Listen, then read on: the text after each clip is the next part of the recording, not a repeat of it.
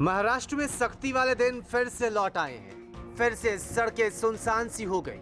फिर से आने जाने वाले लोगों पर निगरानी की जाने लगी। फिर से कोरोना के खतरे को कम करने की कोशिशें की जाने लगी हैं। 14 अप्रैल को जैसे ही घड़ी में रात के 8 बजे पूरे महाराष्ट्र में सख्ती लागू हो गई, लेकिन इस सख्ती में किसी को कोई परेशानी न हो, इसका भी पूरा ख्याल रखा गया। इसलिए बंदी के दौरान जरूरत के सामान की दुकानें खुली रहेंगी, किराना की दुकानें भी खुली रहेंगी। इस बार ई पास की सुविधा नहीं होगी। महाराष्ट्र के डीजीपी संजय पांडे की ओर से प्रेस कॉन्फ्रेंस कर सारी स्थिति को साफ किया गया और बताया गया कि कैसे हालात को सुधारने हैं और पुलिस वालों को क्या क्या हिदायतें दी गई है। कुछ प्रतिबंध शासन ने लगाए हैं। वो प्रतिबंध शासन ने कई माध्यम से लोगों तक पहुंचाने की कोशिश की है और मैं भी आपके इस माध्यम से बताना चाहूँगा कि देखिए, शासन ने इस बार बहुत सोच समझ के रोज़मर्रा की ज़िंदगी में किसी भी आदमी पर कोई असर ना आए, इसलिए सारे ग्रॉसरी की दुकान जो आपको रोज़ के खाने की समस्या है उसको नज़र में रखते हुए उनको शुरू रखा है। एसेंशियल कमोडिटीज़ की जो भी दुकानें हैं वो शुरू रखी गई हैं। इसके अलावा सारा ट्रांसपोर्ट शुरू है। पब्लिक ट्रांसपोर्ट की जहाँ तक बात है, प्राइवेट ट्रांसपोर्ट भी जहाँ इमरजेंसी है वहाँ के लिए अलाउ किया गया है। और सबसे बड़ी बात यह है कि जो महाराष्ट्र में पिछली बार जब लॉकडाउन हुआ था तो एक पास की प्रथा की गई थी। अब वो पास की प्रथा इस बार हमारे सजेशन से शासन ने इस बार लागू नहीं की है।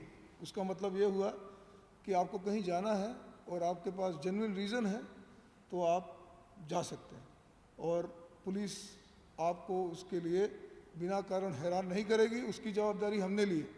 हमने अपने सारे घटकों को, सारी यूनिट्स को ये कहा है कि जो अगर कोई आदमी या कोई परिवार जिसको बहुत कोई ज़रूरी काम है तो उनको आप बिना कारण न रोकें।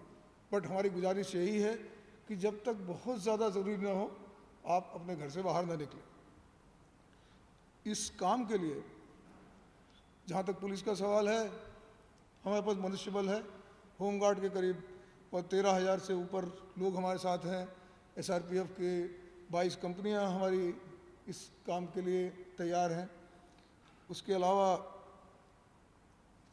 जो भी म्युनिसिपल कॉरपोरेशंस हैं और जो भी गवर्नमेंट के दूसरे अंग हैं उनके साथ मिलके हम ये काम कर रहे हैं। अपील यही की जा रही है कि जरूरत होने पर ही घरों से बाहर निकले और कोशिश भी यही है कि आम लोगों को किसी तरह की समस्या ना हो। जहाँ तक हमारे पुलिस वालों का सवाल है, एक प्रश्न ये उठा था कि पिछली बार हमारे बहुत से पुलिस वाले जो हैं उनको कोरोना हुआ और उसमें बहुत से लोग हताहत भी हुए। लेकिन सरकार की मदद से, शासन के निर्णय से हमारे यहाँ करीब 81% जो हमारा फोर्स है उसको हमने वैक्सीनेशन दोनों डोज करीब उनको लग चुकी हैं। तो इसलिए इतनी बड़ी समस्या को सामने देखते हुए, जिसमें पूरे प्रशासन के सारी यंत्रणा लगी हुई है, हमने ये निर्णय लिया है कि हमारे जितने भी पुलिस कर्मचारी हैं वो सब कंधे से कंधा मिलाकर ये काम करेंगे और लोगों को सुरक्षित लगने के काम करेंगे। देखिए, ये सारी चीज़ें जनहित के लिए। मैं आपके चैनल से जनता को बताना चाहता हूँ कि जो भी रेस्ट्रिक्शन आपके ऊपर लगाए जा रहे हैं बहुत ही मिनिमल हैं, लेकिन वो आपकी ज़िंदगी के लिए बहुत इम्पोर्टेंट है। और मैं भी यही गुजारिश कर रहा हूँ, शासन की भी ये अपेक्षा है कि आप ये मिनिमल से मिनिमल जो कम से कम जिन्हें कहा जाए ऐसे जो